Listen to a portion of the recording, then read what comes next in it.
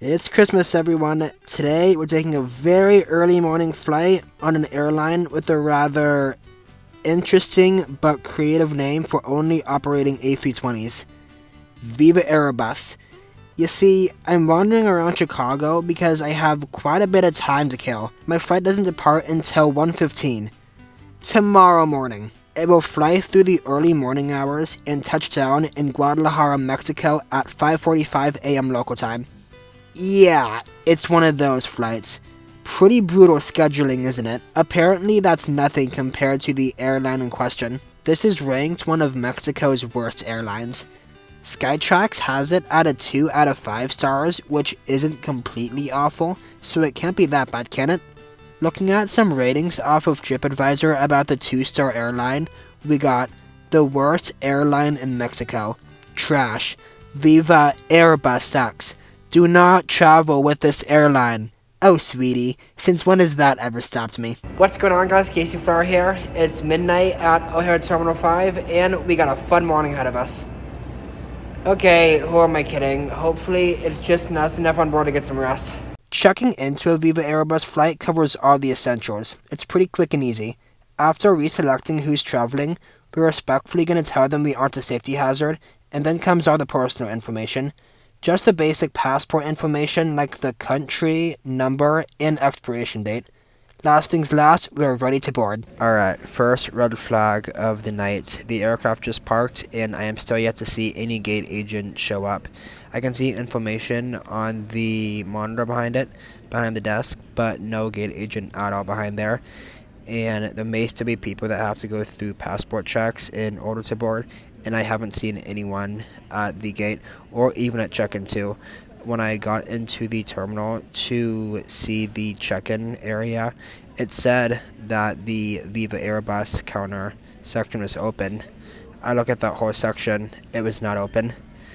So there's that. But boarding is at 12:20 and departure is at 1:15, so that's a whole 55 minutes of boarding time for an A320. So it's a little weird there, not quite sure what that's all about. So theoretically, we're about 50 minutes away from boarding, but about an hour and a half away from departure. And it wasn't until about 6 minutes after midnight until I saw someone ready to check passports for the flight, only 15 minutes prior to boarding. And yeah, you can imagine the line immediately built up. If you're flying with us today on Viva flight to Guadalajara and did not check in at the ticket counters, please approach podium M16 along with your passport for document verification. This is only for those passengers who checked in online or at home. Where the good news is, it built up, but it moved quick. A round of the waiting game came and went, and we started to board only 8 minutes late. Well, we may be boarded, but there's always the jet bridge congestion. Sounded like a result of last-second bags being gate checked. I need one. We can put them in the personal lining. Ma'am, I just need one. I'm not taking all of them, please. She already took one. We didn't take any right now.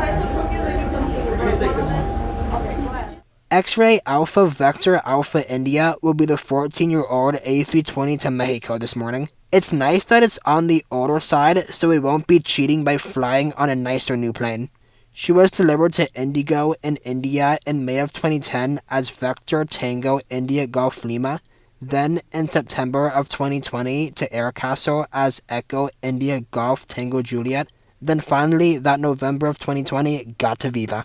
My seat for the early morning will be 19A, with the infamous ultra-low-cost carrier seat pitch of 29 and a width of 17. There are seats with more legroom closer to the front, but we gotta do this the hard way. Alright, boarded on board the VivaAerobus, Airbus A320 down to Guadalajara. So far with the seat, the legroom isn't great. We got 29 inches down there. It's not great, but it's also bearable for what it is, for an ultra-low-cost economy.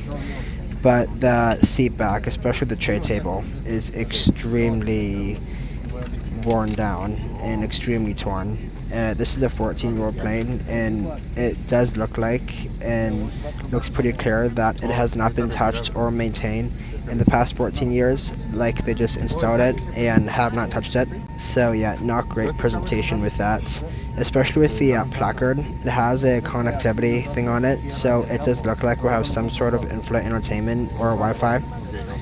It's all in Spanish, but I can't see the word Wi-Fi on there, which is pretty promising. So we'll see how that works, or even if that works, once we get airborne. But yeah, the seat back presentation, really not great. The color is also really gross too. It's like this gross, I don't even know, bright yellow. It's a gross color. I mean, all these seats, dark grayish, are pretty gross coloring. So not great presentation whatsoever. We also have a hole in the bottom right of the seat, so I'm not quite sure what that's all about. Maybe there used to be a cup holder there. That would be my best guess. But yeah, the placard's a bit funny of how worn down that is, and it looks like it's even taped on at one area. But anyway, in terms of seat back literature goes, we do have a magazine, but that's about it. Goes without saying, but there's no in-seat power in the seat, so just like on any ultra low cost or some low cost, no in-seat power. I have my power bank on me, so I'll plug my phone in to keep it charged for the flight. But other than that, not great legroom, but bearable, and not great seat presentation, and the potential of having some sort of in-flight entertainment system. But other than that, I just heard the cargo door close, and we'll be pushing out here momentarily.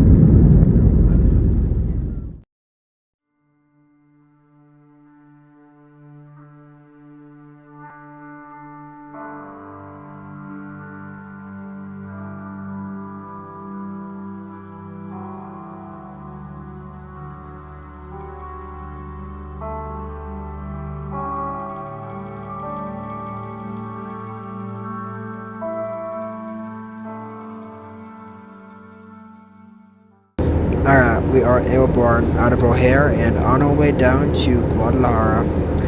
The seat, a few things I've found about the seat is that it can not recline. I don't know if this needs to be said, but it can't recline. You got the silver button down there, but once pressed, it's fixed, so nothing will happen. Also, the thickness of the seat isn't actually that bad.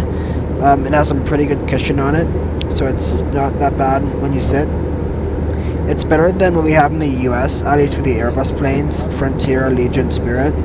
It's better than those, but the legroom down there could just be better.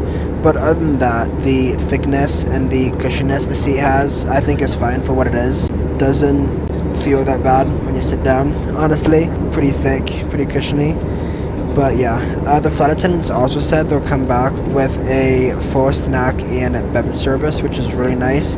Cool to see at this hour, because it's 2 a.m. right now. But the one thing with that, one slight problem, is that there's no menu. They said there would be a menu, but there's no menu that I can find. No physical menu, at least. I flipped through the Seatback magazine in the literature section relatively thoroughly, and couldn't find anything on that.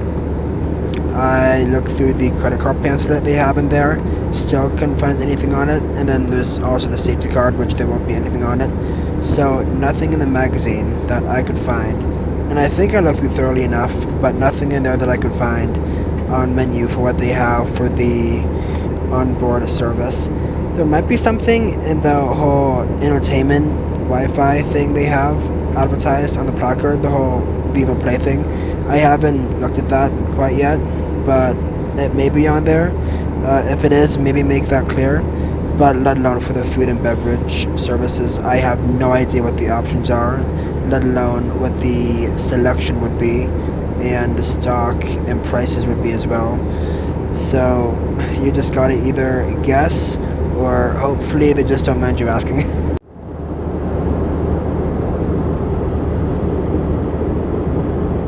They didn't say nothing. Oh, good, yeah. I thought they were asked. Never mind. All right. Can I just get a Sprite? Sprite. Sprite. Something else? Only one Sprite? Yeah. Sorry. Yeah. That's it. Alright, and that was the snack and beverage service. Fortunately, the cart did actually stop at my row 19, since that was kind of the split section between the front portion of the plane and the back portion. So they had two carts, one going forward, one going back, and they both are pretty much identical. So I was able to get shots of what the carts had. And it was all pretty much just Coke products for drinks and just a variety of just bagged chip snacks. I don't know if it's like that on every flight or not, or if it's primarily just a red-eye thing that I could not tell you since I could not find a menu. But I was able to check out and get a shot of the snack stops at my row. The other thing with the food and snack service that I'm not a fan of is that if you want something, you gotta take action. I was at my row, with them at my row, and they were giving the two seatmates next to me what they wanted, and then I was just waiting patiently for them to ask me if I want anything. I didn't say anything, and then I let that go. The cart continued going back, and I'm like, wait, I want something.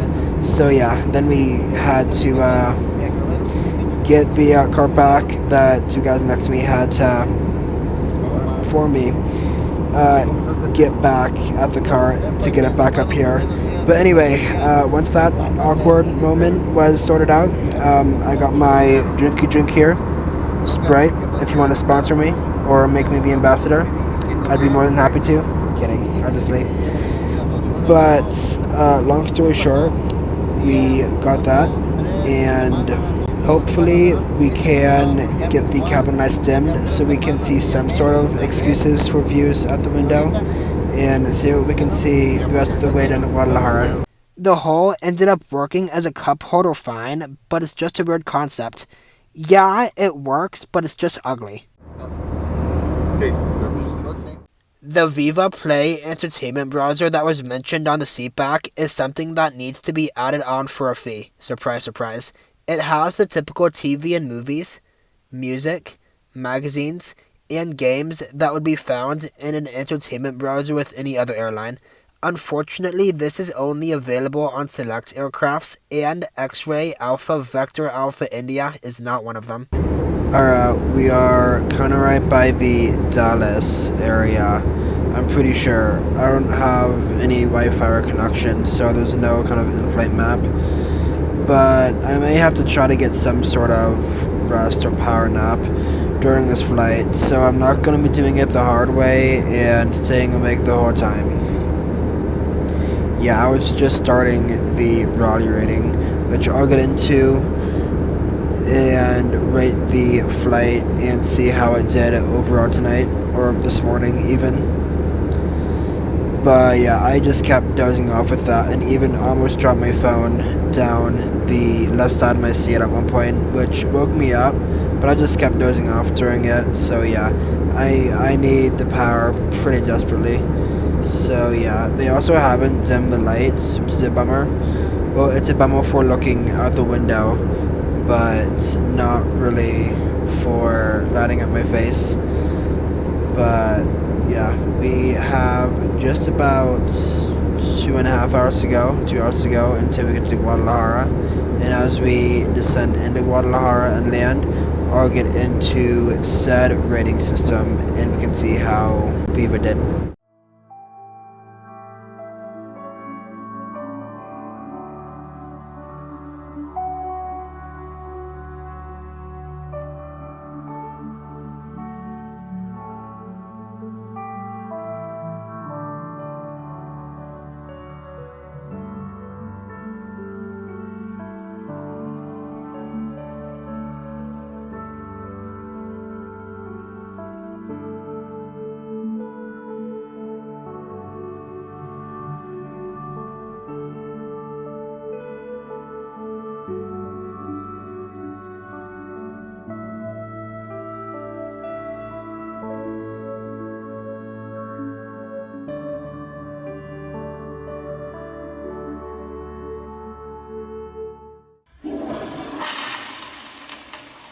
Alright, welcome to the Lou review on the VivaAerobus A320. Honestly, it's a pretty standard A320 lav.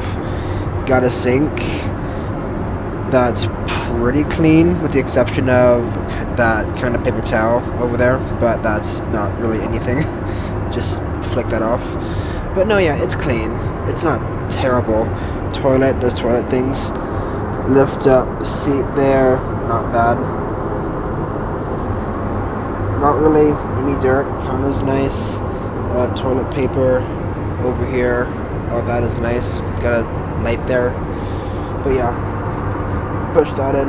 That was me that kind of poured that out. But yeah, and just like we had an EasyJet, we have USB there that we can plug in.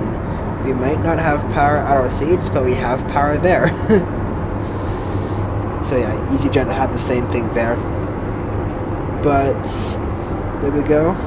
Pretty standard, what you'd expect from an A320 laboratory. Alright, after that little bit of rest I got on my phone was doing that time lapse behind the window shade. I was dozing off a little bit. I was still feeling tired, but as time went on, I started to wake up, especially when I went back to the lav. Even that tiny walk got my blood flowing and got me to wake up. So now I feel okay, awake, but still not cognitive enough to do that much. I tried doing the whole top of descent spiel when I say that, oh hey, we're at top of descent, we're going to start the rating now. The time is now 4:50, 5 a.m. Well, no, like 4:30. Yeah, that's case in point right there. Like 4:20, 4:30 right now. Time of arrival is 5:45. I thought our time of arrival was 4:45. So basically, I thought it was an hour behind of what it actually is. If that even makes sense, what I'm saying. So yeah, words and speaking. Physically, I might be fine, but mentally, I've been up since around 5 a.m. local, so I'm pushing pretty much almost 24 hours now of being awake, and completely by choice too. Yeah, I don't really want to say I cheated in this challenge, because, you know, I'm taking a notorious airline on a horribly timed flight and seeing how I feel after, and taking that power nap, if that's what it even was, to give me some sort of boost of energy, then I guess that's what I gotta do. But yeah, it's still affected, you know, cognitively and what's going on up there. But it's a pretty chill early morning, about 4:30 right now. And we'll be on the ground in an hour and 15 minutes, hour 15 minutes, somewhere there. Alright, Literally like 30 seconds after filming that last segment, the engine spewed back and we have started our way down into Guadalajara. I'll use the time on the way down and the rest of the flight to rate the flight overall using my channel original rating system, the Raleigh rating scale. Creatively named because my first name is Raleigh. If you're new here, I use this scale to rate and review the overall flight at the end of every one of my airline reviews, using 6 different categories. So, let's see how Viva did this morning. The service was a 7 out of 10. The gate staff were pretty friendly and efficient to get us out early. The cabin crew on board were slow and thorough with the snack and drink carts, but I just wasn't a fan of asking them first and getting their attention. I'm not used to that. Usually they will just offer you. But as awkward as that interaction was, they took it well and professionally, and they were patient coming back to take my order. That all depends on the specific crew and how they work. It is very possible that different flight crew will ask you on their flights. They also said something about being able to order ground transportation from the air. I'm also taking a point off for them not dimming the cabin lights more to where it would be completely dark the whole flight as it was on departure and arrival. They turned the overheads on in the aisle for the service and just left them on. The cleanliness was a 4 out of 10. The seat back is one of the first things you see when you settle in, and how maintained it is can reflect on the airline's quality and even safety to some. The border to the ad was loose, and there was what kinda looked like tape on the corner, and that hole in the tray table also wasn't helping anything. It was kinda cool though seeing each individual overhead bin have its own ad on the outside. Very budget airline of it. The Wi-Fi was a 0 out of 10 as it was not available. The food was a 9 out of 10. I promise I looked at each individual page of that literature magazine and the menu was nowhere to be seen. Luckily, there's a digital PDF of that menu on their website, which I had to look at after the flight, which wasn't great. Scrolling through that, we can see what we would get on the flights during the day or inter-Mexico flights. The pricing is in pesos, so my soda was 58. It would be nice if we had that menu to see what they had so we could have an order ready. It's a great selection, 13 pages. The options are obviously going to vary on specific flights. Unfortunately, since I didn't have a menu, I could only see what was displayed at the top of the cart. Due to this being a red-eye though, I'm not surprised if those chips and Coke products were the only options available. It makes sense to only display that at the top of the cart so we know what you're serving with no menu. I think that's a relatively safe assumption, don't you? The entertainment was a 5 out of 10. The Viva Play entertainment browser is provided by the airline to keep you entertained by default. It's pretty standard having what most other airlines have for their entertainment browser. Movies and TV, music, audio and podcasts, books and magazines, and games. It would only be $3 USD extra on this flight, however, it is not equipped on every single Viva aircraft. It even says on the website specifically that you can use the entertainment platform on our planes equipped with the service, meaning that it isn't guaranteed on every flight. This was likely the case this morning as it was absent in my Wi-Fi menu. Even if you do get an aircraft that is equipped, it also may not work for whatever reason, so don't rely on it. Again, this goes without saying, but there's no in-seat power, so bring a power bank to keep your DIY entertainment system alive. All it has other than that is the magazine in the literature pocket. I would bring your own device with downloaded content on board, or your own book, which also helps. The seat was a 5 out of 10. It was kind of a funny seat. I came to the conclusion that its legroom could be better, but it's tolerable for now. It's the same 29 inches that would be on the major ultra-low-cost carriers in the US. There was some room for my legs down there, and I felt like they were relatively comfortable. It also helps that I ain't tall. I'm under 6 feet. Here's how my seatmates were settled in who are a little taller. The seat also isn't too firm, so its cushion actually feels like it's there.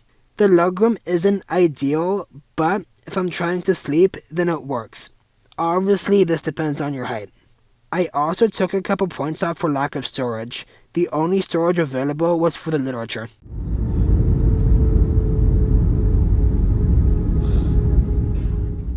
so the overall rating for this flight is going to be a 5 out of 10. I often get asked what the baggage allowance is on these ultra-low costs, and normally the only free bag would be a small personal item, like a backpack.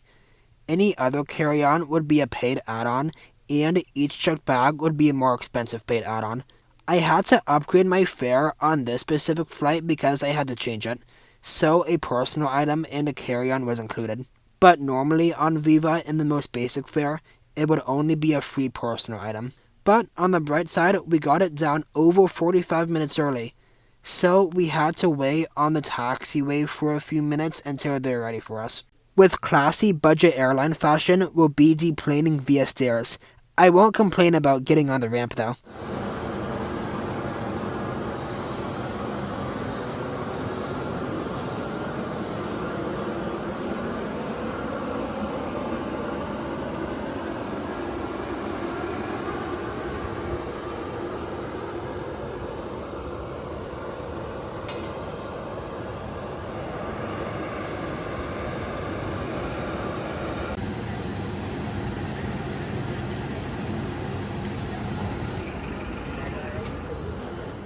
They then bussed all of us over to the customs facility.